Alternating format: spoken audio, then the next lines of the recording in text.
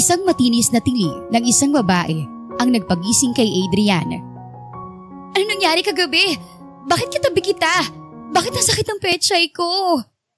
Sunod-sunod na tanong ng babae. Hinalay mo ako? Hayop ka! Akusa ni Grace Yap sa kanya. Hinampas pa siya ng unan. Hey, teka. Hindi ko alam ang tinutukoy mo. Hindi ko alam kung bakit ikaw ang kasama ko ngayon. Ani Adrian. Pilit sinasalag ang hampas ng babae. Sinungaling ka? Nilasing mo ko kagabi. Kulang na lang ay maglupasay si Grace sa sahig. Hindi niya matanggap ang nangyari. Naibigay niya sa lalaking ito ang bagay na matagal niyang iniingatan. Tuluyan na siyang naiyak. Parang kahapon lang ay ang saya-saya niya dahil sa magarbong handaan na binigay ng parents niya sa kanya. Yesterday was her debut party. Pero ito siya ngayon. Nagising na lamang na hindi nabuo ang pagkabirhen at ang masaklap sa lalaking hindi naman niya ka-close na ibigay ang bataan. Hey Grace, kumalma ka muna please. Bumakas ang pag-alala sa mukha ng lalaki. Kumalma ka nga muna. Lasing din ako kagabi. Oo, alam ko may nakaniig ako kagabi. Pero di ko alam na ikaw yun, okay? I don't know kung ano nangyari. Gustong maniwala ni Grace sa sinasabi nito dahil maging ang mga mata ng lalaki ay tila sinasabing hindi ito nagsisinungaling. Pero, paano kung magbuntis ako? Lagot ako sa pamilya ko. Siguradong itatakwil nila ako. Ikakahiya nila ako kapag nalaman nila to. Napahagulhol na siya ng iyak nang maalala ang magiging reaksyon ng kanyang mga magulang.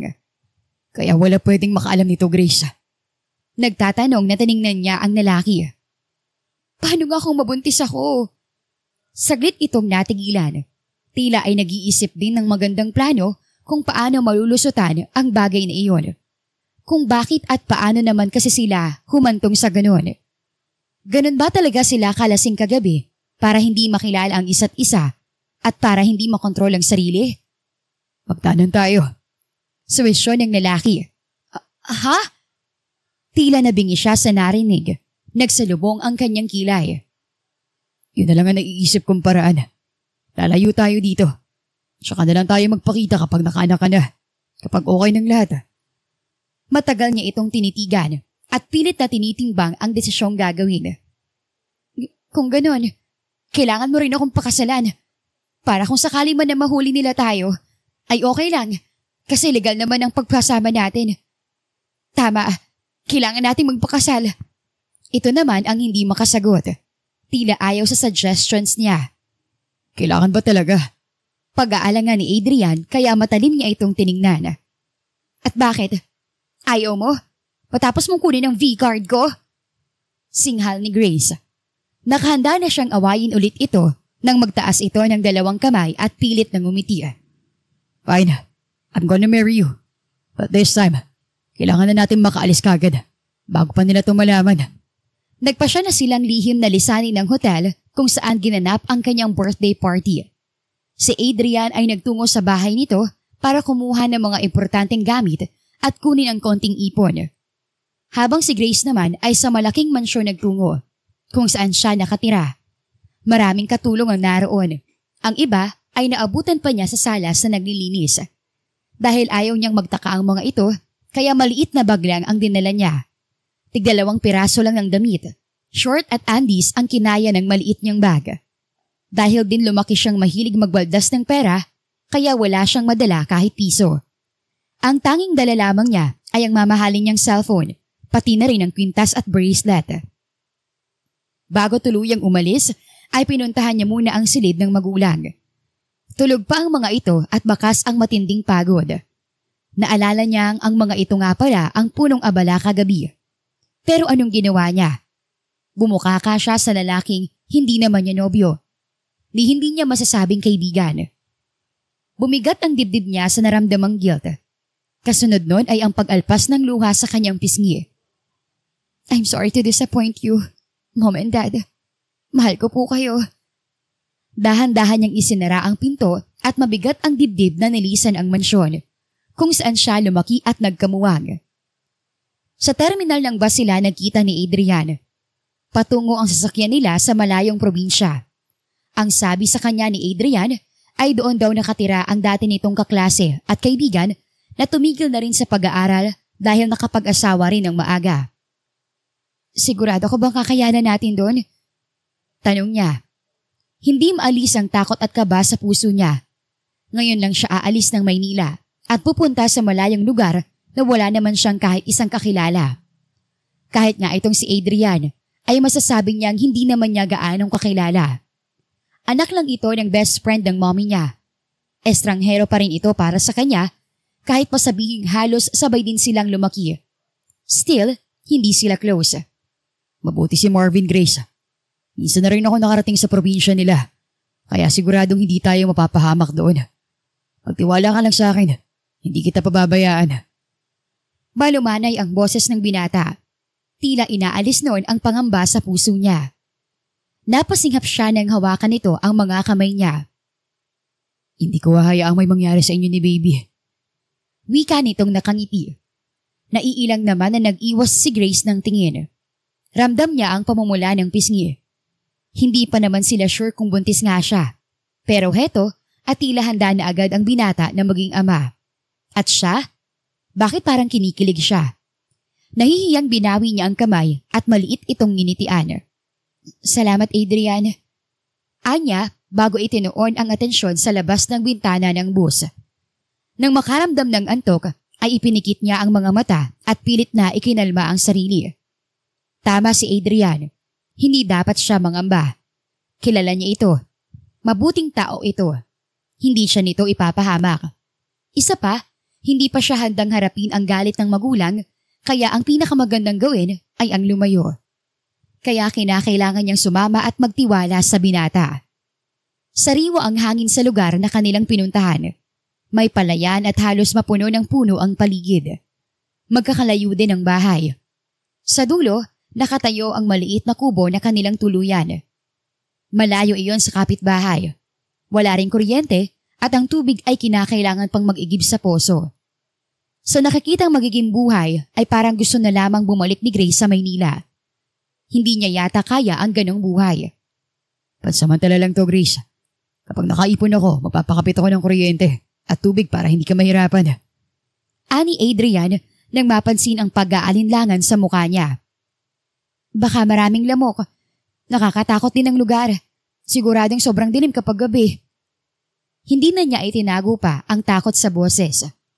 May kulambo naman tayo. At kasama mo rin ako. Kaya wala kang dapat ikatakot. Pangako, hindi naman tayo po laging ganito eh. Sa ngayon, mamimili muna tayo ng mga gamit natin.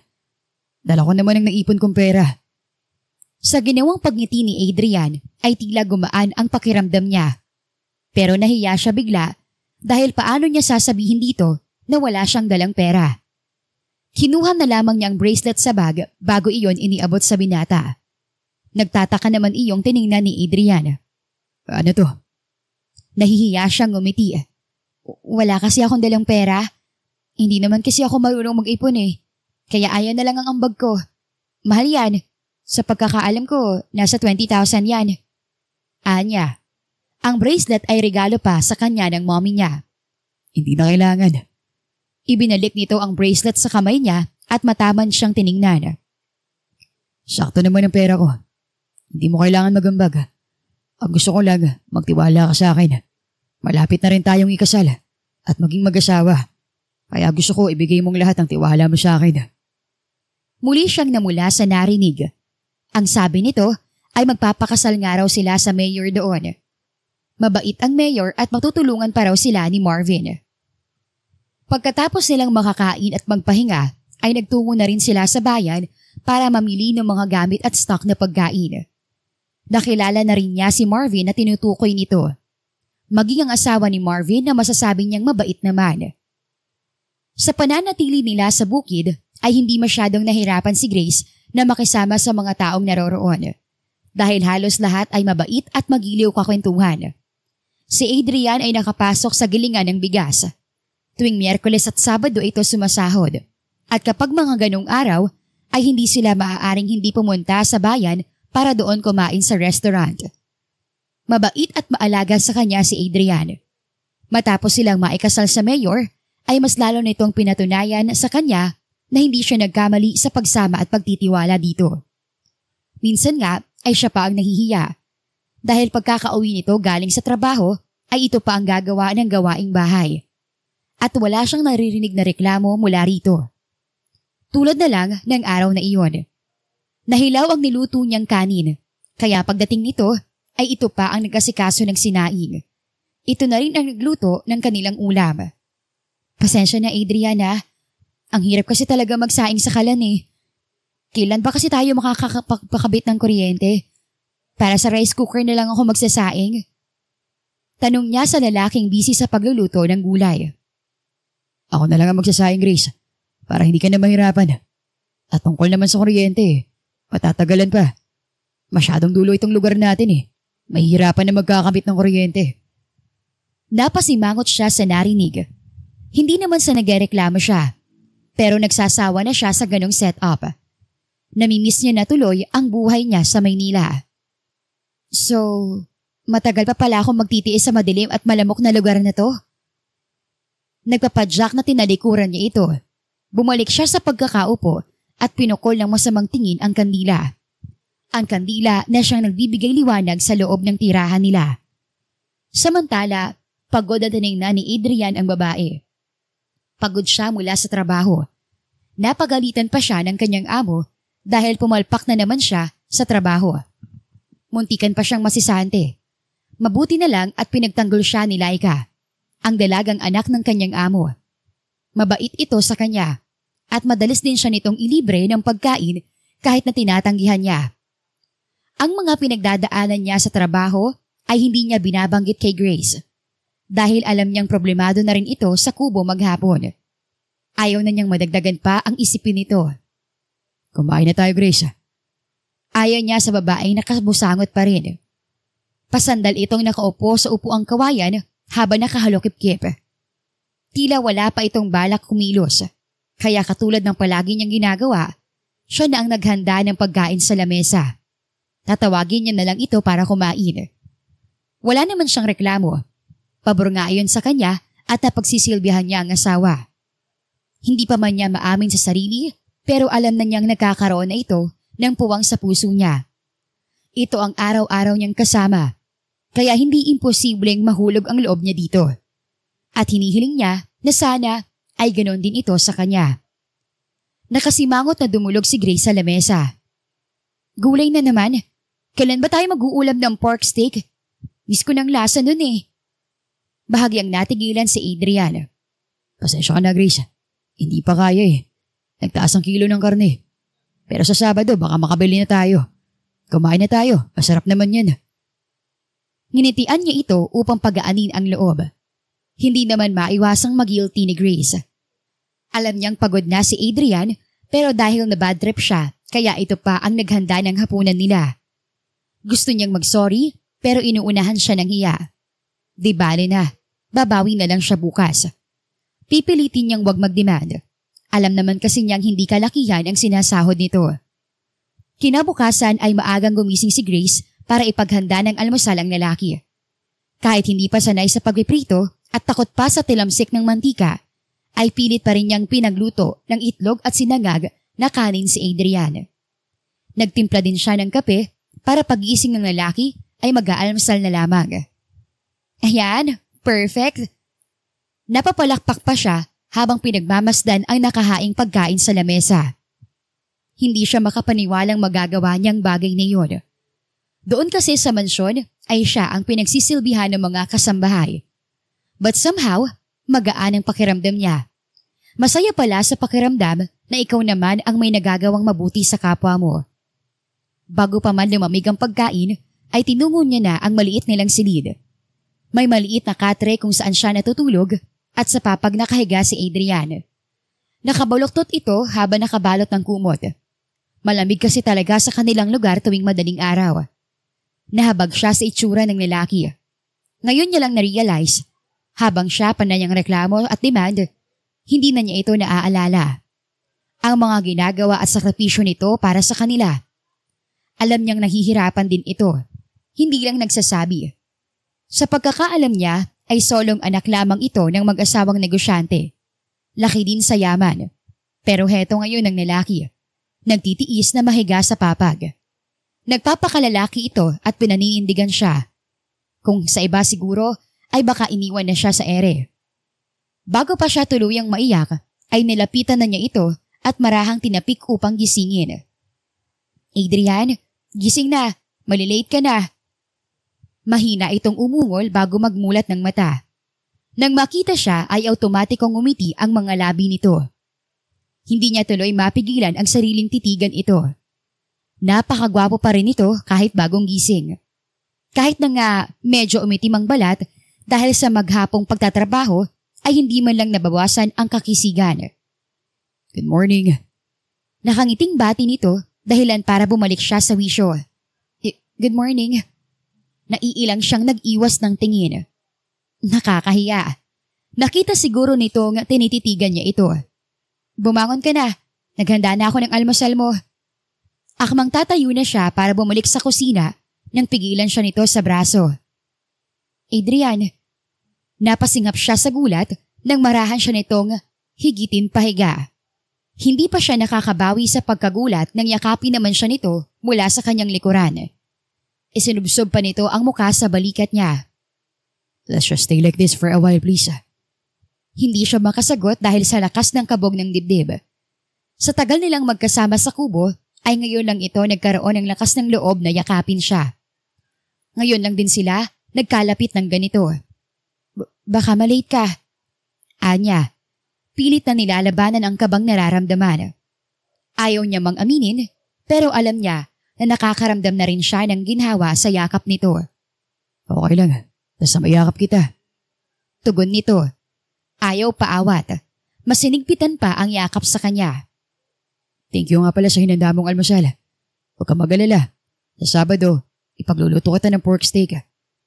Nakaramdam siya ng tuwa sa narinig. Pumihit siya paharap dito at hindi alintana ang pagkakalapit ng kanilang muka. Talaga? Oo.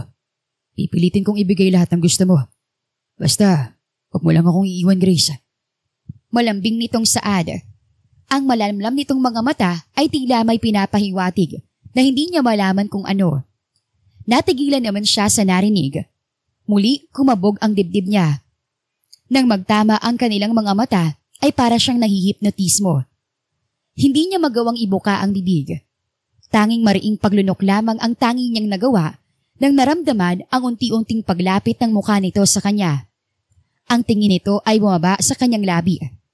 Alam niya ang nais nitong gawin, pero bakit hindi siya gumagawa ng paraan para pigilan ito? Bakit hindi niya ito magawang itulak palayo? Grace. Huminto ito nang halos kaunti na lamang ang pagitan ng mga labi nila. Muli siyang tinitigan sa mga mata at tila humihingi ng permiso. Permiso na hindi niya alam kung paano sasambitin. Nang hindi siya umimik, ay muli itong nagpatuloy sa paglapit sa kanya. Hanggang sa maramdaman niya na ang lambot ng labi nito sa ibabaw ng labi niya. Sa una ay padamping halik lang. Mababaw. Pero nang ipikit niya ang mga mata, ay saka palang lumalim ang halik nito. Niyakap siya at idiniin ang sarili sa kanya. Madiriin siyang tao, kaya hindi niya maintindihan kung bakit hindi man lang siya nandiri sa isiping bagong gising ito at hindi pa naghihilamos. Siguro ay hindi naman talaga mabaho ang hininga ni Adrian at isa pa, masarap din ang halik nito. Binabaliw siya. Nang hindi na siya makapagpigil, ay ginantihan niya na rin ang yakap at halik nito. Dahilan para mas umalab ang apoy na namamagitan sa kanila. At kung hindi pa siguro tumunog ang alarm ng cellphone niya, ay baka kung saan na sila nakarating. Dinaig pa niya ang binuhusan ng malamig na tubig ng matauhan.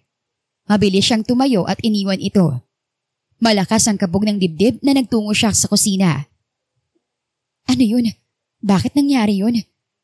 Naguguluhang tanong niya sa sarili. Ikinasal nga sila sa mayor, pero hindi naman siya nito hinalikan. Kaya bakit ngayon ay hinalikan siya nito? Hanggang sa makapasok sa trabaho si Adrian at maiwan mag-isa sa bahay si Grace, ay ginugulo pa rin siya ng halik ng lalaki. Huy, ayos ka lang? Kanina ka pa tulala dyan ah. Nakahalumbaba siya sa bintana nang basta na lamang pumasok si Dina. Asawa ito ng kaibigan ni Adrian na si Marvin.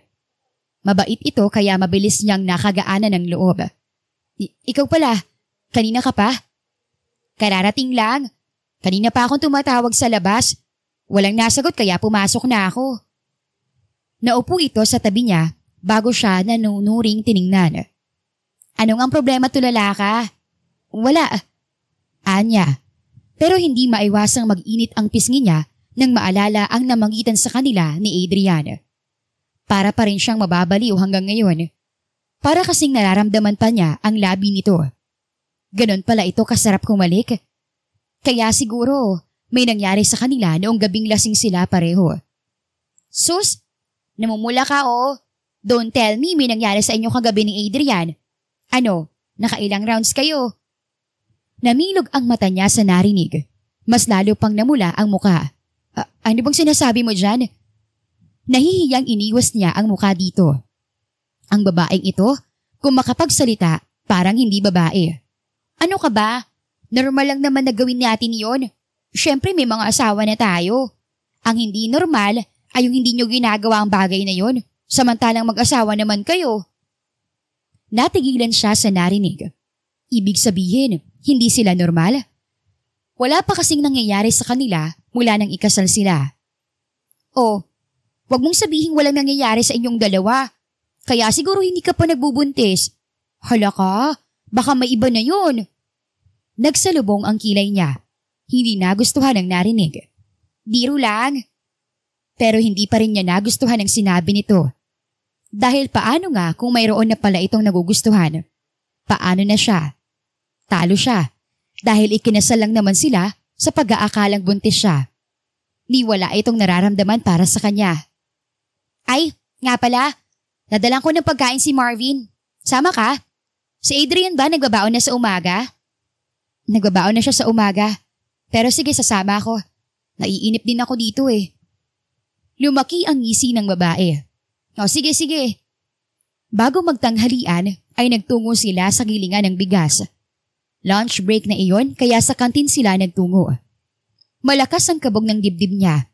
Dahil siguro iyon ang unang beses na pupuntahan niya si Adrian sa trabaho nito. Siguradong matutuwa ang asawa mo pag nakita ka. Sa ganda mong yan, mawawala ang pagod noon. Napangiti siya sa sinabi ni Dina. Talagang sinadya niyang suotin ang dress na binili ni Adrian para sa kanya. Nang makarating sila sa kantin, ay kaagad ding napawi ang ngiti niya nang makita kung sino ang katabi ni Adrian at kakwentuhan. Pero hindi iyon ang nagpainit ng ulo niya, kundi ang kamay ng babae na nakayakap sa braso nito. Maputi at magandang babae. Mas maganda nga lang siya, pero lumalamang pa rin ang babae dahil mukha itong mabango. Hindi katulad niya na hindi na halos masayaran ng pabango ang katawan. Bigla tuloy siyang nanliit, lalo na at nakita niya pa kung paano ngumiti ang lalaki. Bigla ang pag-ahon ng galit sa dibdib niya. Nilakihan niya ang hakbang at nilapitan ang mga ito. Sinubukan pa siyang pigilan ni Dina pero hindi niya ito pinansin.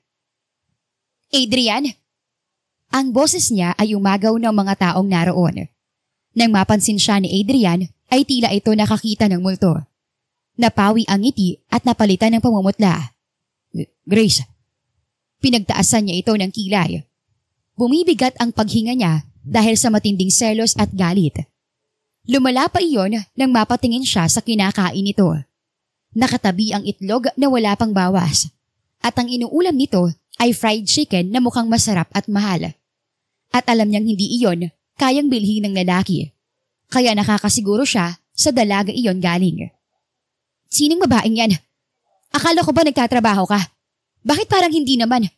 Nakikipaglandian ka ba? Hindi niya napigilang tanong na ikinasinghap ng mga taong naroroon. Pero wala siyang pakailam kahit pagtinginan at pagchismisan sila. Galit siya at kailangan niya iyong ilabas. Grace! Nilapitan siya nito para pigilan, kaya lalo lamang siyang nagalit. Sa labas tayo mag-usap. Pakiusap pa nito na hindi niya pinansin. Binalingan niya ang babae na mataray ang pagkakatingin sa kanya. At ikaw, alam mo ba na may asawa na tong ilalandi mo? Ano?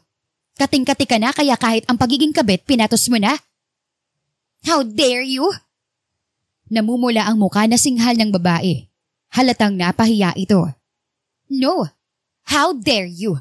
Ang daming lalaki, pero yung may asawa pang pinatos mo. Grace, tama na sabi. Putol ni Adrian. Marami pa siyang gustong sabihin, pero nahigit na siya nito palabas. Bitawan mo ko, ano ba? Binitawan lang siya ni Adrian nang makapasok na sila sa kanilang bahay. Grace, ano yun? Tanong nito. Halatang pinapakalma lamang ang sarili, pero tila anumang oras ay sasabog na rin. Lalong nagpanting ang kanyang tenga sa narinig. Tinatanong mo ko kung ano yon? Bakit hindi mo tanungin ang sarili mo? Ano? Kaya ba ganado ka magtrabaho? Ha? Kaya kahit maaga pa, gustong-gusto mo na agad pumasok kasi may naghihintay sa'yo? Kaya ba halos hindi ka na nagde-day off dahil sa babaeng yon? Manloloko ka? Hindi kita niloloko. Ano bang sinasabi mo dyan?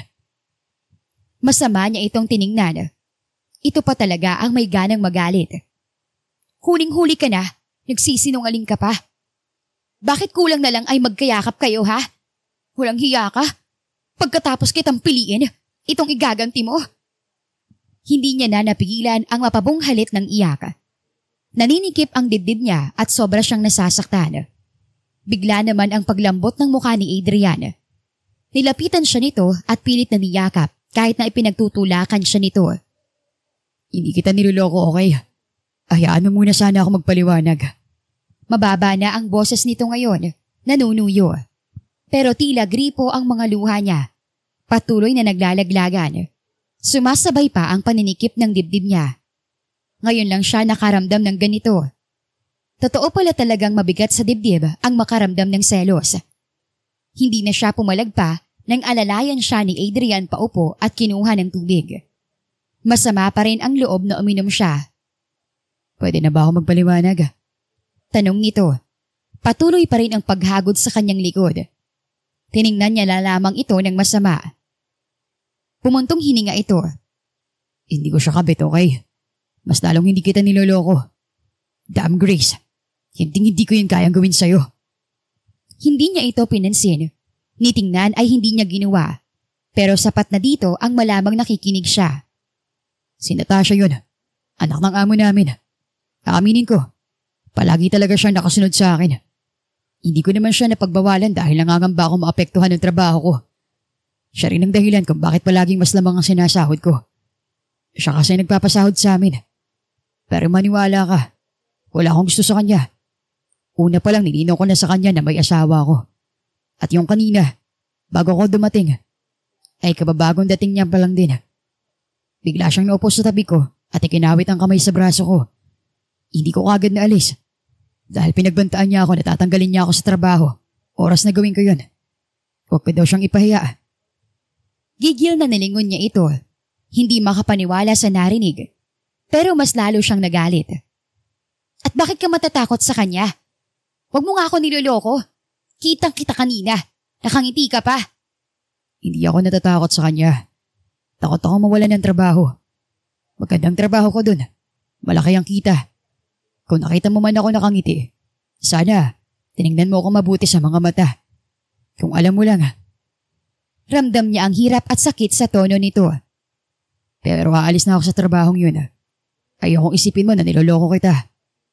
Hinawakan nito ang mga kamay niya at nangungusap siyang tiningnan. Huwag ka na magalit oh. Sorry kung hindi ko nasabi kaagad.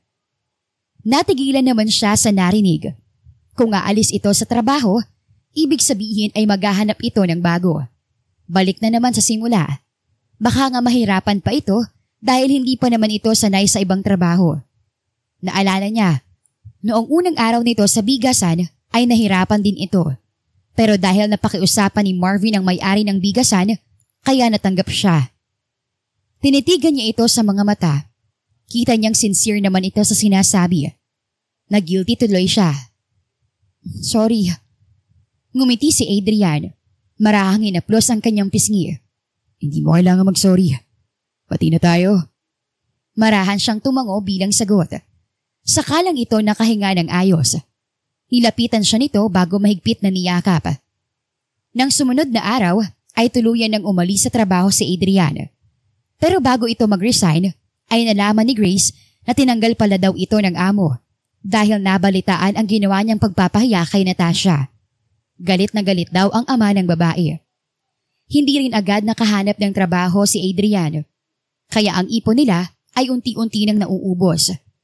Dumagdag pa sa problema nila ang balita nga may paparating raw na bagyo at ang sentro ay ang kanilang lugar. Kaya ng araw na iyon, sa halip na maghanap ng trabaho si Adrian, ay mas pinili nitong manatili sa bahay at lagyan ng bakod ang bawat gilid ng bahay. Nakahubad ang lalaki, kaya lantad na lantad sa mga mata ni Grace ang pawisan pero matipuno nitong pangangatawan. Hindi na iyon bago sa kanya. Simula nang magsama sila, ay madalas niya na itong makitang walang pang-itaas. May mga oras talaga na naiilang lang siya, lalo na kapag nahuhuli nitong nakatitig siya dito. Malakas ba talaga yung parating na bagyo? Need ba talaga nating lumikas? Tanong niya dito. Nakaupo siya habang pinapanood ito sa ginagawa. Oo, Grace. Maganda na yung handa tayo. Tugon nito na saglit siyang sinulyapan at nginitian. Iiwan natin tong bahay? Nalulungkot at kinakabahan siya para sa mangyayari. Paano kung mag-iba ang kanilang bahay? Saan na sila titira? Babalik din naman tayo dito. Bakit? Ayaw mo bang lumikas? Tumigil ito sa ginagawa at nilapitan siya. May pag-aalala sa mga mata nito. Hindi naman sa ganon. Nag-aalala lang ako dito sa bahay natin. At pati na rin sa mga gamit na maiiwan natin. Pati ba itong bahay natin? Wala ka bang tiwala sa gawa ko? At saka wala, bagyuhan. Wala naman sigurong mangangahas na magdakaw sa mga oras na yun. Sa narinig ay medyo kumalma na siya. Sana nga. Inaalala niya kasi ang maiiwan niyang kwintas at bracelet. Balak niya sana iyong isangla, naudlot lang ang pagpunta nila sa bayan dahil nga sa bagyong darating. Kaya napagpasyahan niyang sa susunod na araw na lang iyon isasangla. Dapit hapon pa lang pero napakadilim na ng kalangitan. Malakas na rin ang ulan at hangin kaya naisipan ng lumikas ni na Grace. Sa pagmamadali nila ay nawala na sa isipan ni Grace na dalhin ang cellphone. Naalala niya na lang noong nasa evacuation center na sila. Tulad ng mga nakikita niya sa TV, maraming tao doon at nagsisiksikan. Maingay ang paligid. Hindi siya sanay. Pero may choice ba siya? Si Adrian ay saglit na nagpaalam para tumulong sa pagbibigay ng mga pagkain sa ibang mga taong naroroon. Ganito ba ang kanilang buhay sa tuwing may malakas na bagyo? Tanong ni Grace sa sarili habang pinagmamasdan ang mga kasama sa center. Hindi niya maiwasang mahabag. Hindi niya akalaing mararanasan din niya yun, pero wala siyang nakakapang pagsisisi. Nagpapasalamat pa siya at naranasan at natunghayan niya iyon. Dahil kasi sa sitwasyon na iyon ay narealize niya kung gaano siya kaswerte. At dapat pala, noon pa lang ay natuto na siyang mag-ipon at magpasalamat sa mga ibinibigay sa kanya ng magulang. Ilang oras din ang itinagal ng bagyo. Buong magdamag ay malakas ang ulan at hangin. Buong oras, nasa tabi niya lang si Adrian at nakayakap sa kanya. Tila pinaparamdam nito na kahit ano pa mang bagyo ang dumating ay hinding-hindi siya nito iiwan at iyon ang nagbibigay ng comfort sa kanya. Nang gabi ding iyon ay inamin niya na sa sarili ang nararamdaman niya para dito. Hindi mahirap mahalin si Adrian. Inaalagaan at pinagtitiisan nito ang ugali niya. Araw-araw siya nitong pinipili, kahit sa mga panahong, kahit siya, hindi niya na kayang piliin ang sarili niya. Kaya paanong hindi niya ito mamahalin? Umaga na nang humupa ang bagyo at sumikat ang araw. Magaan ang loob ni Grace. Pabalik na sila sa kanila at todo ang hiling niya na sana ay hindi nagiba ang bahay. Pero daig pa nila ang binagsakan ng langit nang bumungad sa kanila ang sirang bahay. Nakatayo pa naman ito pero ang bubong na gawa sa pawid ay mga nakatikwas na. Sira din ang pinto at mga bintana. Pero batid ni Grace na hindi gawa ng bagyo ang pagkasira ng pinto at bintana. Tila pinilit lamang iyong sirain para makapasok sa loob. Ang mga kwintas ko! Bigla siyang binundol ng kaba nang maalala ang mga naiwang gamit. Natatarantang pumasok siya sa loob. Magulo at makalat ang loob ng bahay. Pero hindi na niya iyon binigyan pa ng pansin. Sa silid siya dumiretso. Buong oras naman ay nakasunod lamang sa kanya si Adrian. May bahid din ng pag-aalala. Kung magulo ang salas ay mas magulo ang silid. Lahat ng damit nilang nakalagay sa kahon ay kinalkal. Ang kama at maliit na kutsyon ay nasa sahig at basang-basa. Tinungo niya ang kutsyon, inalis ang bedsheet at hinanap doon ang kwintas at bracelet. Pero kahit isa ay wala siyang nakita. Ang cellphone niyang naiwan lamang sa ibabaw ng kama ay wala na rin. Asa na yun? Dito ko lang yun nilagay eh. Hysterical na tiningnan niya si Adrian. Ang lalaki ay tahimik lamang pero batid na nito kung ano ang nangyari. Ang sabi mo, mababait ang mga tao dito at hindi magnanakaw. Pero bakit nawala ang mga gamit ko? Ipagbebenta ko pa yon. Tuluyan na siyang napaupo habang umiiyak. Nilapitan naman siya ni Adrian at pilit na niyakap. Pero pilit niya itong pinagtatabuyan. Ito ang sinisisi niya sa pagkawala ng mga gamit. Sinubukan pa nitong aluin at pakalmahin siya. Pero sarado na ang isipan niya. Siguro ay dala na rin ng pagod, puyat at gutom, kaya kung ano-ano na rin ang lumalabas sa bibig niya. Ang importante naman ligtas tayo. Na nagdaang bagyuhan, di ba? Hayaan mo na yun. Pwede pa naman yung mapalitan. Hindi makapaniwalang tiningnan niya ito. Anong hayaan? Alam mo ba kung gaano kahalaga sa akin ang mga yun? At yun na lang sana makakatulong sa atin para magkaroon tayo ng pambili ng pagkain at bagong gamit. Pero dahil panatag kang ligtas yun, ayun, nawala. Sumbat ni Grace. Pagod na ako, Adrian. Pagod na ako magtiis sa buhay na ganito. Ayoko na. Suko na ako. Kita niya ang sakit na bumalatay sa mga mata nito. Pero hindi na niya yon pinansin pa. Tinalikuran niya ito. Mabigat ang dibdib na nilisan niya ang bahay. Sa palengke nagtungo si Grace. Pinuntahan niya ang mga sanglaan. Nagbabaka sakaling may magsasanla doon ng mga gamit niya. Pero bigyo siya. Gutom at pagod lang ang inabot niya. Pabalik na siya sa kanila. Gusto niyang makausap si Adrian at humingi ng tawad sa mga nasabi at paninisi niya dito. Pero patawid pa lamang siya nang may humintong sasakyan sa gilid niya. Hindi na para magtanong pa siya kung sino ang lula ng kotse. Dahil kilalang kilala niya ang mga sasakyang iyon. Mariin siyang napalunok kasabay ng malakas na pagkabog ng kanyang dibdib nang bumukas ang pinto ng sasakyan at iniluwa ang kanyang ina. Grace, anak! Maluha-luha ang ginang nang makita siya. Kinakabahan man, pero aaminin niyang na-miss din niya ang kanyang ina. Mommy! Walang sinayang na oras. Kanya itong nilapitan at niyakap. Sumunod na lumabas sa kotse ang kanyang ama. Seryoso at salubong ang kilay nito na sinipat siya nito ng tingin. Get inside, Grace. Marami tayong dapat pag-usapan. Natatakot man sa nakikitang galit sa ama, ay napilitan pa rin siyang pumasok sa loob ng kotse. Natatakot siyang baka doon pa siya sermonan ng ama. Sa loob ng kotse ay katakot-takot na sermon ang natanggap niya mula sa ama. Hindi siya magawang ipagtanggol ng ina dahil maging ito ay nagalit din sa ginawa niya. Lalo ta't nakita ng mga ito ang malaking ipinagbago niya. I'm so disappointed in you, Grace.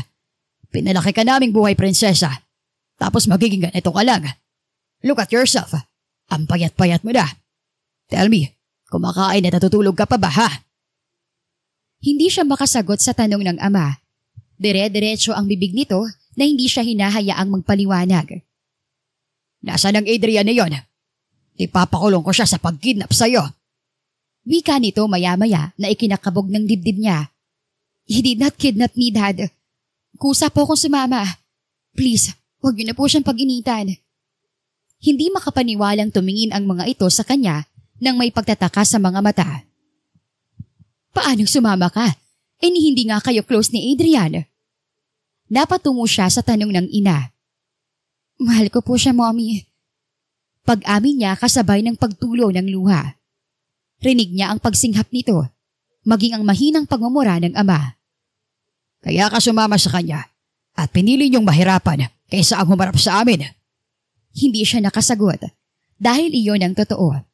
Natakot silang humarap sa mga ito. Sasama ka na sa amin ngayon din at hindi ka na magkapakita sa lalaking iyon kung ayaw mong ipakulong ko siya. Mariin siyang napailing at mas lalong napaiyak. No, Dad. Please don't do this. Shut up, Grace. Ano? Ipagpapatuloy mo ang buhay na kasama siya? Parehas kayong hirap at gutom. Yun ang buhay na ibibigay ninyo sa magiging anak ninyo. Para siyang sinampal ng realidad sa narinig. At tila parang pelikulang bumabalik sa isip niya ang mga hirap at gutom na pinagdadaanan nila ni Adrian. Maging ang pagkabaon nila sa utang. Kung mahal mo talaga si Adrian at kung mahal ka niya, unahin niyo munang ayusin ang mga sarili ninyo. Kapag pareho na kayong may maayos na trabaho at may maipagmamalaki, pwede na ulit ipagpatuloy ang pagmamahalan ninyo at hindi na kami tututol pa. Yun ay kung kayo talaga ang para sa isa't isa. Tanging iyak at hikbi lang ang naging tugon niya sa sinabi ng ama. Naaawa namang niyakap siya ng ina. Nang araw ngang iyon ay nilisan niya ang probinsya. Ang lugar kung saan nagsama sila ni Adrian na bagamat mahirap ay hindi naman maitatangging punong-puno iyon ng saya at pagmamahal. Nilisan niya ang lugar nang hindi man lang nagpapaalam kay Adrian. Na hindi niya alam ay halos mabaliw na kakahanap sa kanya. 7 years later, marahang napapikit si Grace nang dumampi sa kanyang muka ang sariwang hangin. Nakapangulang baba siyang nakatanaw sa bukas na bintana ng kotseng minamaneho ng family driver nila. Welcome back po pala, ma'am. Napangiti siya sa tinura ng driver. Thank you, Manong. Anya, bago muling ibinalik ang tingin sa dinadaanan. 7 taon na ang lumipas at marami na rin ang nagbago sa paligid ng Maynila. Mas dumami ang matataas na building at mga sasakyan. Dahilan para ilang beses silang maipit sa traffic. Pero ayos lang naman sa kanya, nag-e-enjoy naman siya sa pagmamasid sa paligid. Sigurado naghihintay na si Ma'am Gina sa pagbabalik ninyo. Ayun nga ho at kulang na lang buong barangay imbitahan ngayon sa bansyon. Pareho silang natawa sa tinura nito. Ang tinutukoy nito ay ang mommy niya. Nalaman kasi nito na sa araw na nga na iyon, siya babalik ng Pilipinas. Hindi naman niya ito masisisi dahil maging siya ay namimiss na rin ito. Pero hindi siya nagsisisi sa ginawang pagpunta sa Amerika. Naging maayos ang buhay niya roon kahit na madalas siyang malungkot at gabi-gabing nangungulila sa halik at yakap ni Adrian ay nagawa niyang malagpasan ang lahat ng iyon. Nag-aral siya ng maayos at sa lahat ng kanyang ginagawa, si Adrian lamang ang nasa puso at isip niya. Ito ang naging inspirasyon niya para ayusin ang buhay. Gusto niyang kapag nagbalikan na sila, ay hindi na sila mahihirapan pareho. Sa labas pa lang ng mansyon ay maririnig na ang ingay mula sa malaking speaker na nagbumula sa malawak na garden. Doon ay nagtipon ang mga bisita ng kanyang ina. Pa-welcome party sa kanya.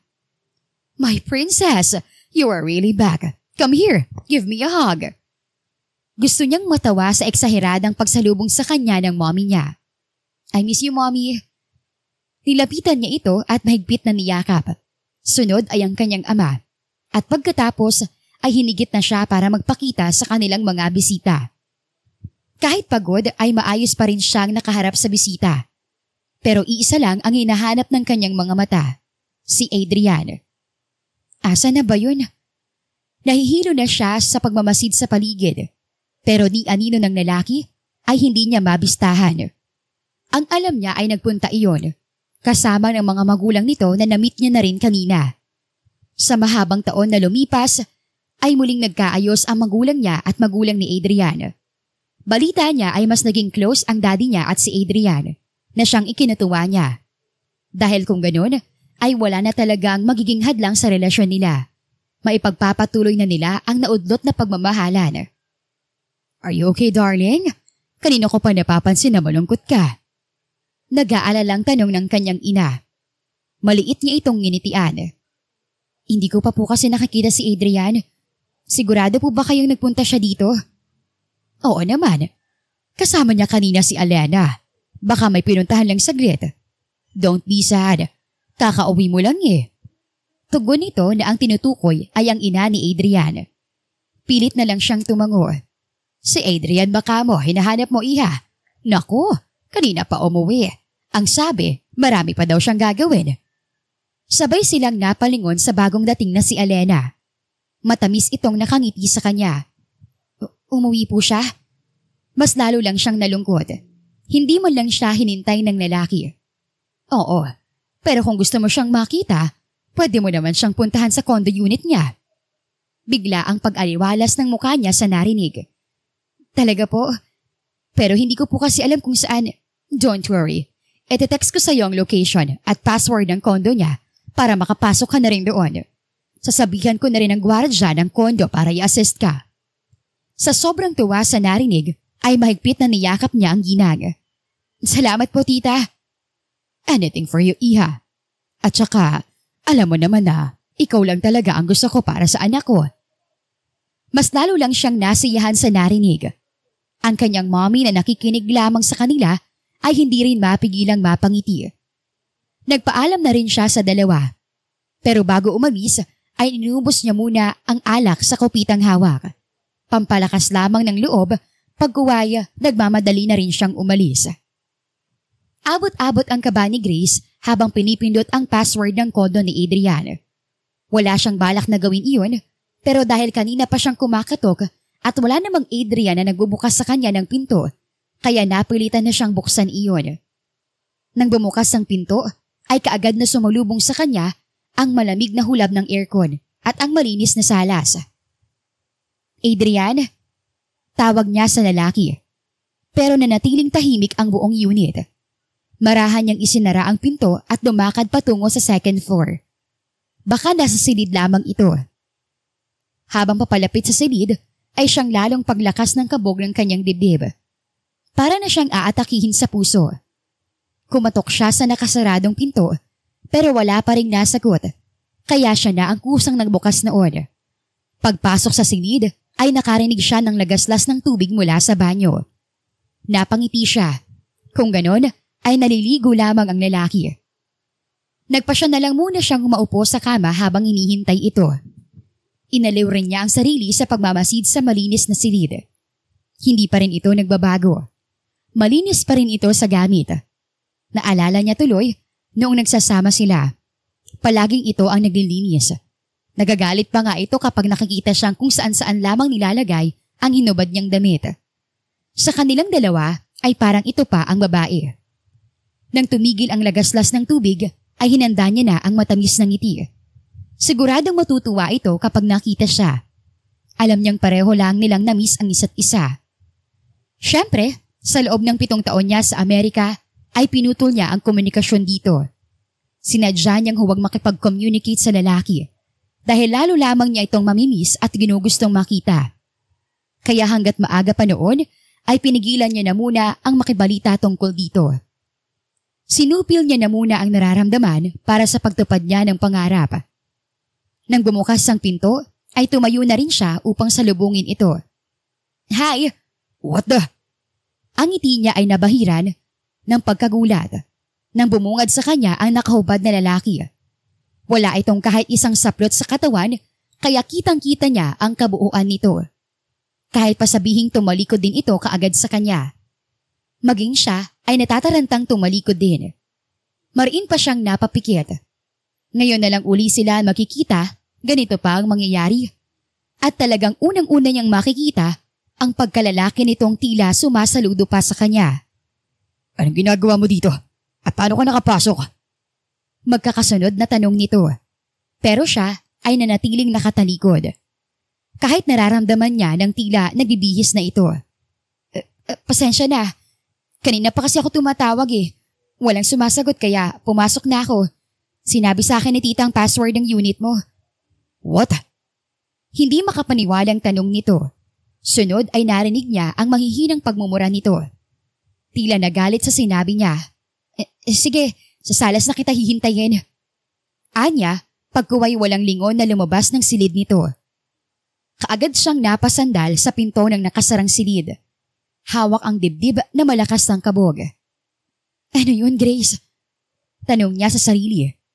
Muling nag-init ang pisngi nang maalala ang nakita kanina.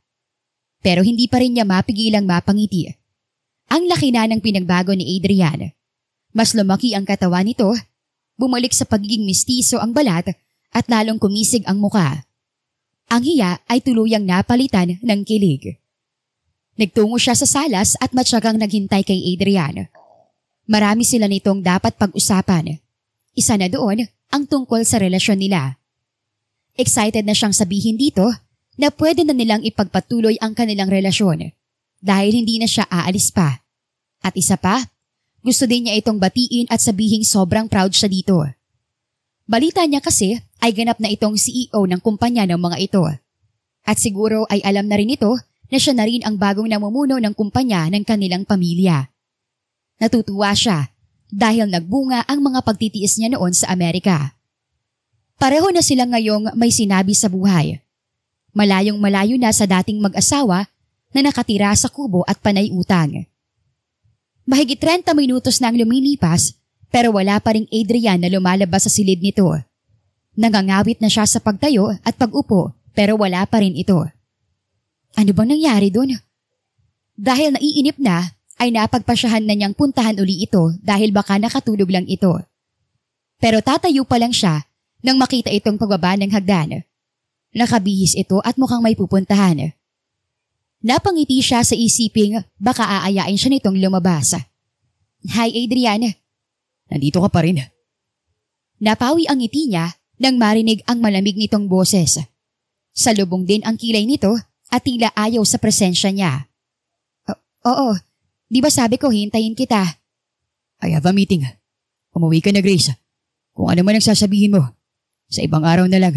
Busy ako. Dire-diretso itong nagtungo sa pinto at binuksan iyon pagkuway tamad siyang tiningnan. Aalis na ako. And please, huwag na sanang maulit-ulit. Napapasok ka na lang basta dito sa kondo ko. Na wala mo lang permiso ko. That's trespassing. Pwede kitang kasuhan. Napamaang siya sa narinig. Seryoso ba ito sa sinasabi? At teka nga, bakit ba ang sungit yata nito? Asa na ang dating Adrian na malambing magsalita? Bigla tuloy siyang nakaramdam ng hiya. Pakiramdam niya ay ibang tao siya sa harap nito. Pasensya na. Alis na ako. Umuwi ka na rin. Putol nito sa sinasabi niya bago lumabas. Naiwan siyang nakanganga at hindi makapaniwala. Nasa po niya ang dibdib nang makaramdam doon ng kirot. Anong nangyari? Gustong-gusto niya itong tanungin kung anong problema nito. Bakit ganun siya nito? Pakitunguhan. Hindi man lang ba nito naisip na kahit pagod siya galing biyahe, ay nagawa pa rin niya itong puntahan? Hindi man lang niya ba ito na-miss? I guess you're right, Grace. Hindi ka siguro niya na-miss. Mukha rin siyang galit sa'yo. Anya sa sarili, bago nilisan ng lugar, dala ang bigat sa dibdib. Pero, hindi siya susuko. Magpapahinga lang muna siya ngayon, pero pupuntahan niya ulit ito. Kailangan nilang mag-usap. Mag-asawa pa rin sila kahit alam niyang hindi naman talaga nagrerehistro ang kanilang kasal. Still, nagpakasal pa rin sila at ang singsing ay nasa kanya pa rin. In fact, suot pa rin niya ang singsing na binili nito noon sa palengke. Hindi niya inaalis kahit medyo naninilaw na. Kapag suot niya kasi ang singsing na iyon, pakiramdam niya ay palagi niya itong kasama. Naiinis na pinuntahan ni Adrian ang ina sa kanilang bahay. Naabutan niya ito sa garden at nakikipagkwentuhan na naman sa kanilang mga maid. Gawain na nito iyon kapag naboboring ito. Mom! Tumigil ang mga ito at sabay-sabay na napalingon sa kanya. Binati naman agad siya ng kanilang mga kasambahay. Iho, napapasyal ka. Nakangiting sinalubong siya ng ina. Ang mga kasambahay naman ay iniwan muna sila para sa privacy. Bakit niyo naman po binigay kay Grace ang location ng kondo ko? Pati password pinaalam niyo pa sa kanya. Salubong ang kilay na tanong niya. Pinipigilan niyang huwag pagtaasan ng boses ang ina. Matanda na ito at maramdamin na rin. Napawi naman ang ngiti ng ginang. Bakit? Bawal ko bang ipaalam sa asawa mo kung saan ka nakatira? Natigilan siya. Noon pa mang magbalik siya sa poder ng mga ito, ay pilit na nitong iginigiit na mag-asawa pa rin sila ni Grace. At babalikan pa siya ni Grace, kaya hindi raw sila pwedeng maghiwalay. She's not my wife, Mama. At yun naman ang totoo. Hindi nila naparehistro ang kanilang kasal. Kaya sa mata ng batas, hindi talaga sila kasal. Pero mahal mo pa siya, hindi ba? And I know, mahal ka pa rin ni Grace. Bakit na hindi na lang ulit kayo magbalikan ngayong nakabalik na siya? Hindi naman na siya aalis pa. Hindi makapaniwalang tiningnan niya ito. Kung makapagsalita ang ginang ay parang kay dali lang ng lahat. Na parang pwede niya lang na bastang kalimutan ang pag-iwan sa kanya ni Grace nang walang paalam. Hindi yung ganong kadali, Mom. Why not? Ano pa bang pumipigil sa'yo? Parehas na kayong professional ngayon. Wala na nga hadlang pa sa inyo. At isa pa, tumatandaan na rin kami ng daddy mo. Gusto naman namin ang bago kami mawala dito sa mundo, ay makita pa namin ang magiging apo namin. Mariin niyang nahilot ang sentido. Ito na naman ang kanyang ina sa palaging bukang bibig nito. Epe-pressure na naman siya na balikan si Grace. Kung sana ganun lang kadali ang lahat. Bago pa man tuluyang uminit ang ulo niya, ay nagpasya na siyang magpaalam dito. Pinaka-iniiwasan pa naman niya na makasagutan ng ina. Padabog siyang bumalik sa sasakyan at nagpa siyang palitan na lamang ang password ng unit nang sa ganun ay hindi na muling makapasok pa sa kondo niya ang babae. Good morning, ma'am. Good morning. Panay ang bati at ngiti ni Grace sa mga empleyadong nakakasalubong niya. Kasalukuyan niyang binabaybay ang hallway patungo sa opisina ni Adrian. And yes, naroon siya ngayon sa kumpanya ng mga lakwista para bisitahin at dalhin ang lunch si Adrian. Kahit na nagtatampo siya dito dahil pinalitan nito ang password ng unit nito, hindi na tuloy siya nakapasok sa kondo nito. Pero dahil mahal niya ito at iniisip niyang nagtatampo lang ito, kaya binisita niya na lang ito ngayon. Kung kinakailangan niya itong suyuin, ligawan o kahit akitin ay gagawin niya. Muli niya lang mapalambot ang puso nito. Hindi naman na siya nahirapan pang makapasok sa building ng mga ito dahil kilalang kilala na siya doon. Kilala na rin siya ng binatang assistant nito. Si Adrian Ismael. Nakangiting tanong niya sa assistant ni Adrian. Ngumiti naman ito pabalik. Nagpa-cute pa sa kanya. He's inside, ma'am, and he's with someone. Oh, may meeting? Wala, ma'am. Kaibigan po ni sir. Si Ma'am Natasha po. Natasha? Bigla ang pagkabog ng dibdib niya nang marinig ang pamilyar na pangalan. Opo, ma'am. Palagi po siyang nabisita kay sir kapag may ganitong oras. Parang bigla ay gusto niyang manugod. Sino ang babaeng iyon? Tatawagan ko na po ba si sir para sabihin nandito kayo? Wag na. Iso-surprise ko siya. Hindi na niya ito hinintay pang makasagot. Nagtungo na siya sa nakasaradong opisina at walang pasabing binuksan iyon. Bumungad sa kanya ang dalawang taong nagtatawanan habang sabay na kumakain. Parehong natigilan ang mga ito nang makita siya. Oh, hi. Nakakaabala ba ako sa inyo? Nakangiti pero sarcastic niyang tanong habang isa-isang tinitingnan ang mga ito. Tumaas ang isang kilay niya nang makilala ang babaeng kasama ni Adrian. Walang iba kundi ang babaeng pinagseselosan niya noon sa probinsya. Ang babaeng ngayon ay nakatayo sa harapan niya at namumutla. Tila nakakita ng multo. Nang balingan niya naman si Adrian, ay tila gusto na niyang mag-back out nang makita ang kalamigan sa mga mata nito. Tila sinasabi nitong istorbo siya. Anong ginagawa mo dito? Masungit na tanong sa kanya ni Adrian. Kahit nasasaktan at sa ipinapakitang pambabaliwala nito, ay nagawa pa rin niya itong lapitan at halikan ng mabilis sa pisngi. Hi, hon. Bala kasi sana kitang sorpresahin. Kaso, ako pala itong masusurpresa. Anya, bago matalim na tiningnan si Natasha. And you, what are you doing here in my husband's office? Tanong niya na ipinagdiinan pa ang salitang asawa. Hindi naman kaagad nakasagot ang babae. She's with me. I invited her to lunch with me. May problema ka ba dun, Grace? Si Adrian ang sumagot. Muli siyang tiningnan ng may galit sa mga mata. Kaagad naman siyang nag-iwas ng tingin at nasasaktan siya sa ginagawa at sinasabi nito. Pero hindi siya magpapahalata. Pilit siyang umingiti at hinaplos ang braso nito. Wala naman, hon. Pero sana ako na lang ang tinawagan mo. Hindi yung kung saan-saan ka pa kumukuha ng babae. Baka mamaya madumi na yan. Grace! Hindi niya nagawang ituloy ang sasabihin nang nagbabanta siyang tiningnan ni Adrian. Why?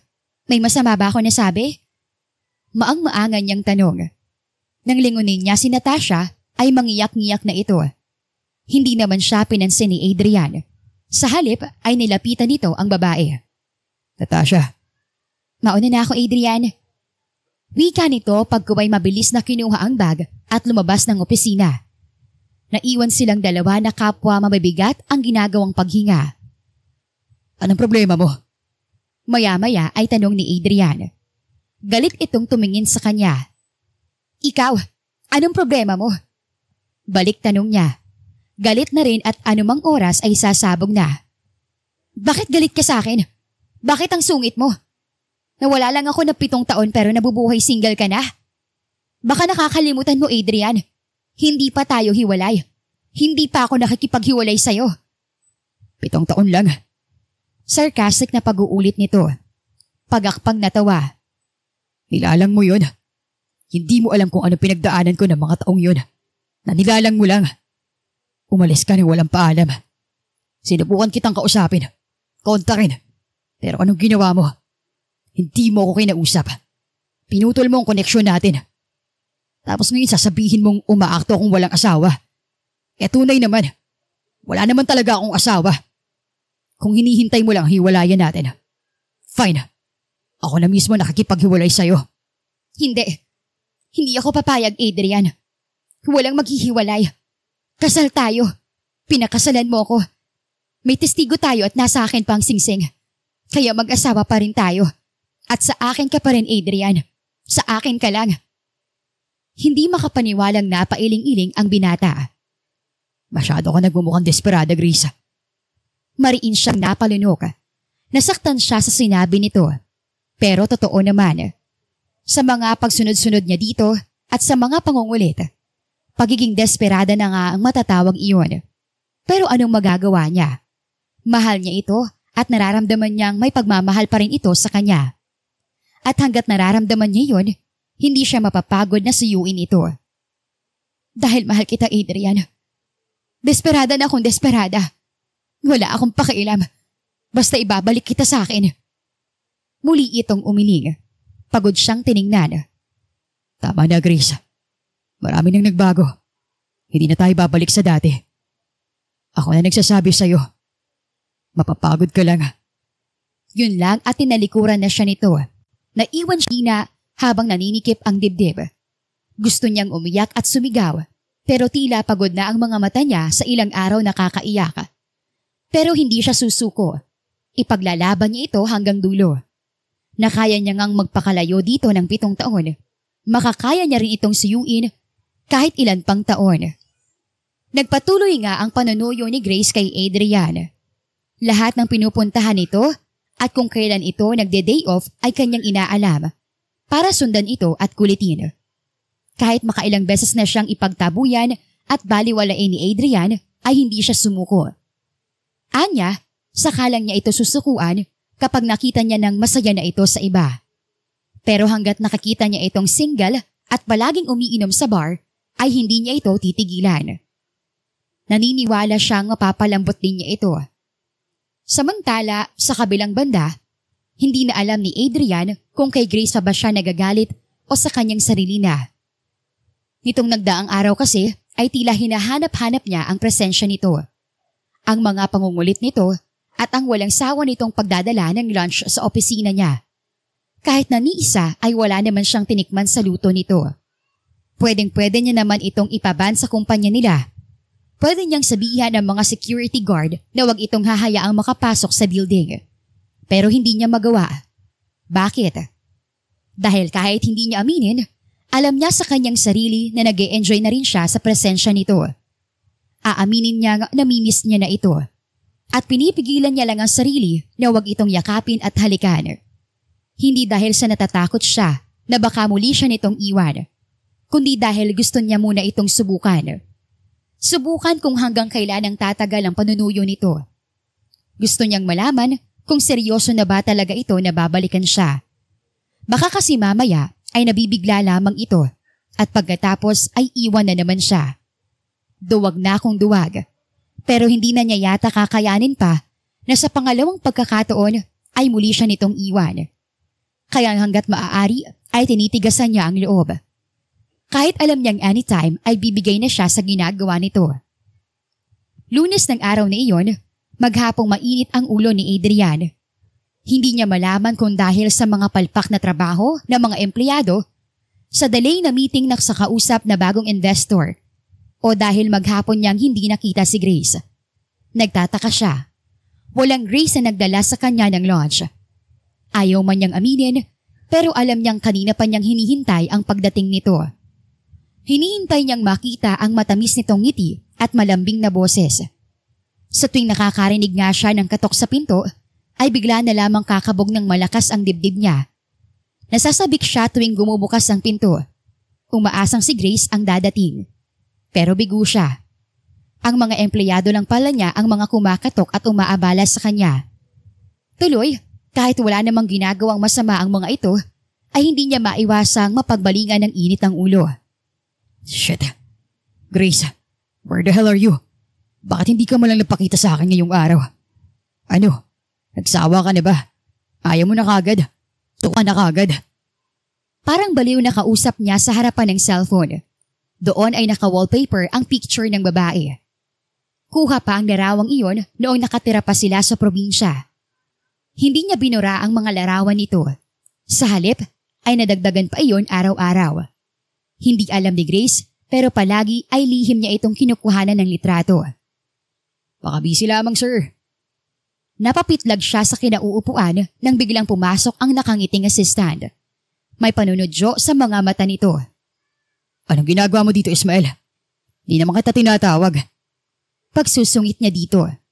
Pero dahil sanay na ito sa kanya, tinawanan lang siya nito. Pasensya na, sir. Nag-aalala lang ako sa inyo. Maghapon kang bad trip, kaya pinuntahan na kita dito para i-check. Baka ako inaatake ka na sa high blood eh. Pang-aasar nito sa amo. I'm not in the mood, Ismael. Makakalabas ka na. Pwede ka na rin palang umuwi. Uuwi na rin ako. Bakit, sir? Pupuntahan niyo po ba sa Sky's Bar si Ma'am Grace? Nang marinig ang pangalan ng babae, ay saka pa lamang niya ito tiningnan. Bar? Tumango-tango ang binata. Opo, sir. Sabi niya sa akin kaya hindi siya nakapunta ngayon kasi sinuportahan niya yung bagong bukas na bar ng kaibigan niya. Hindi niya po ba nabanggit sa inyo? Hindi niya nagustuhan ang narinig. So, kaya pala hindi na siya pinuntahan ay dahil may ibang inuna? Kung ganon, mas mahalaga ba ang kaibigan nito kaysa sa kanya? Bigla ay gusto niya nga batukan ng sarili. Bakit pa parang dinaig niya ang babae kung magselos? Send mo sa akin ang location ng bar. Anya, pagkuway sinimulan ng ligpitin ang gamit. Bakit, sir? Pupuntahan niyo po siya. Natigilan siya sa ginagawa nang marinig ang pag-uusisa sa boses ng lalaki. Bagot niya itong tiningnan. Hindi. Nadaya ko ng inom sa bar na yun. Tugon niya at muling ipinagpatuloy ang ginagawa. Sa kondo muna dumiretso ng uwi si Adrian para makapag-half bath at makapagpahinga ng konting oras. Bandang 7:00 ng gabi nang mapagpasyahan niyang magtungo sa bagong bukas na bar. Dahil nga bagong bukas ay dagsa talaga ang tao. Mabuti na lamang at nakapag-avail siya ng VIP table. Sa sulok siya ng bar pumesto. Nagsindi ng sigarilyo. Sinabayan niya ng pag-inom ng alak habang nagmamasid sa paligid. Hinahanap ang taong maghapon niyang hindi nakita. Habang sa bar counter naman, ng parehong bar nakatambay si Grace.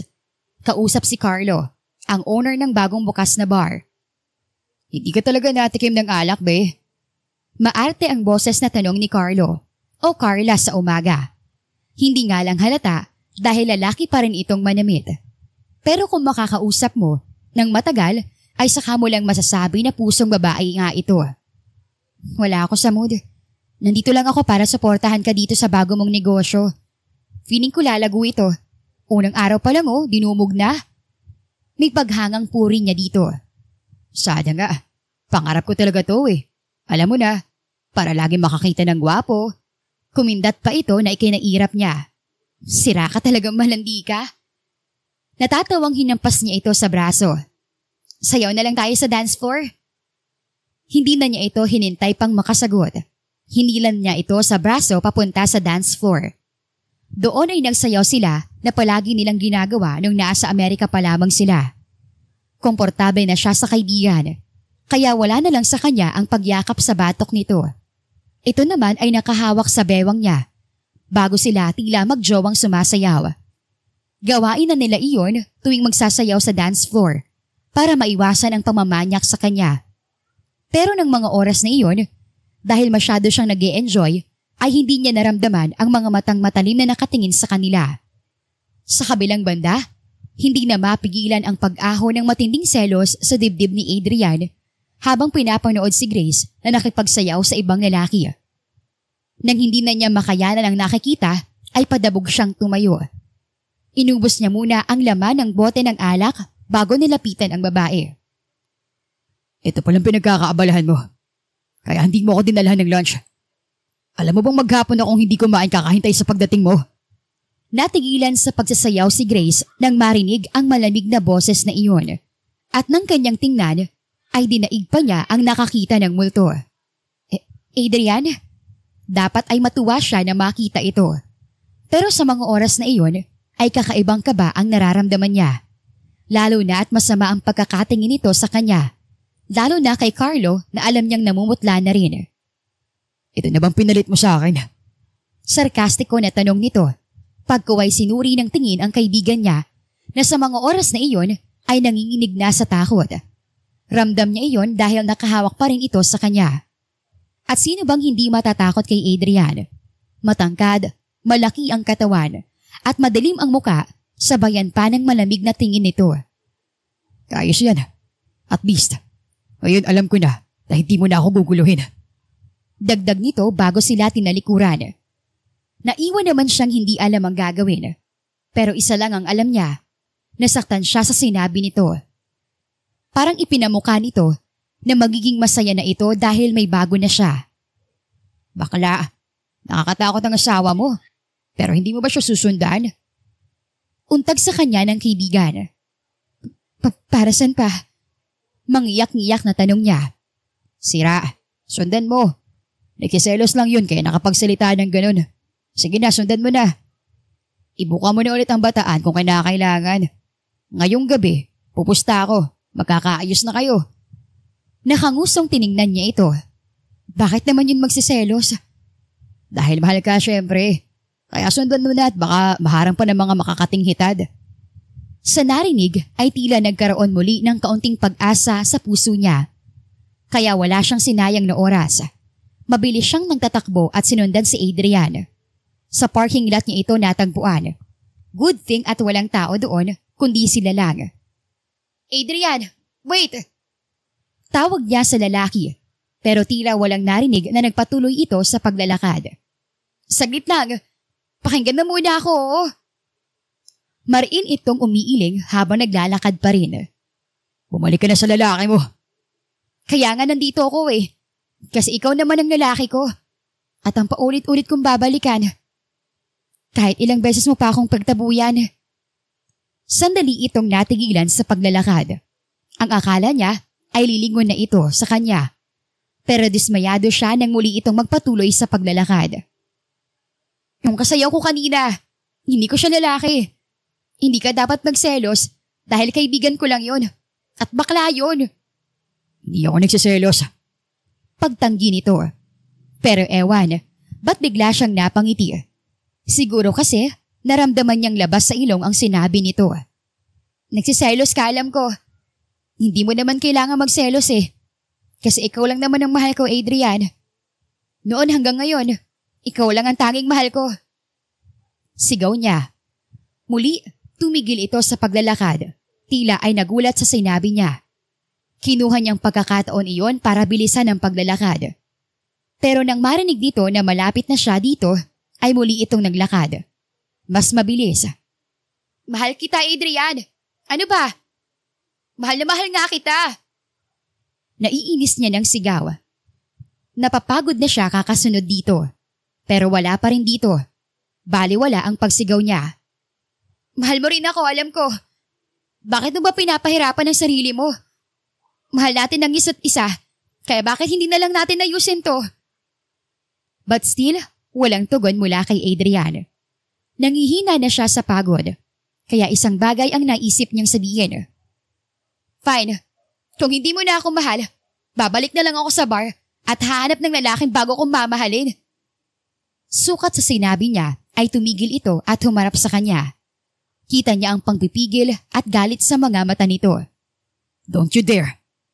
May paggabantang tanong nito. Ito naman ngayon ang humakbang papalapit sa kanya. Why not? Total gustong gusto mo yun, di ba? Pinutol nito ang pagsasalita niya sa pamamagitan ng paghalik sa kanyang labi. Namilog ang mga mata niya sa gulat nang maramdaman ang malambot nitong labi na marahang gumagalaw sa ibabaw ng labi niya. Mabilis at mariing halik lang iyon pero sapat na para mawala ang inis niya dito. Bakit? Hinihingal na tanong niya. What? Takang tanong naman nito. Bakit ang bilis ng halik? Sana tinagalan mo na lang. Namiss kaya kita. Anya. Umaktong hahalikan pabalik ang lalaki pero pinigilan siya nito sa pamamagitan ng pagbisil sa kanyang ilong. Daya. O bakit mo pala ako hinalikan? Tama nga ang hula ko. Mahal mo pa rin ako. Pakipot pa kung hindi pa tatakutin. Inirapan niya pa ito.